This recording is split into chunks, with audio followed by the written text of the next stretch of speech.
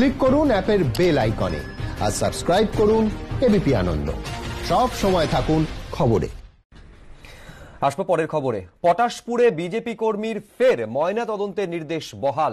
Jail হেফাজতে অসুস্থ এনআরএসএ BJP কর্মীর মৃত্যু।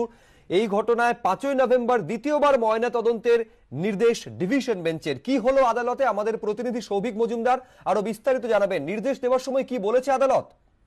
আর দেখো, তোমাকে বলবো, কলকাতা হাইকোর্টের তরফে আজকে যে নির্দেশ দেওয়া হয়েছে সেখানে স্পষ্টতই বলা হয়েছে 5ই নভেম্বরের মধ্যে পটাশপুরের নিহত বিজেপি কর্মী মদইন ঘুরুই তার দেহের দ্বিতীয়বারের জন্য ময়নাতদন্ত করতে হবে এবং 3জন চিকিৎসক সেই ময়নাতদন্তের সময় উপস্থিত থাকবেন এবং এই 3জন চিকিৎসক ছাড়াও পরিবার মনোনীত আরো 2জন ব্যক্তি তারা মনে করলে ময়নাতদন্তের যে ঘটনার যে স্থল হবে অর্থাৎ পোস্টমর্টমের যে রুম হবে সেখানে তারা উপস্থিত থাকতে পারবেন এবং গোটা প্রক্রিয়াটা নিরবিচ্ছিন্ন ভাবে বা আনইন্টারাপ্টেড ভাবে ভিডিওগ্রাফি করতে হবে এবং তারপর 10ই নভেম্বরের মধ্যে কলকাতা হাইকোর্টের কাছে রিপোর্ট পেশ করতে হবে এবং সেই রিপোর্ট দেখে 18ই নভেম্বর কিন্তু বিচার পর্ব আবারও কলকাতা হাইকোর্টে শুরু হবে এবং সেই সময় বাকি এই হত্যা মামলার ক্ষেত্রে বা যে হত্যার অভিযোগ যে উঠছে সেই মামলার ক্ষেত্রে বাকি যে নির্দেশ সেটা কলকাতা হাইকোর্টের তরফ থেকে দেওয়া হবে।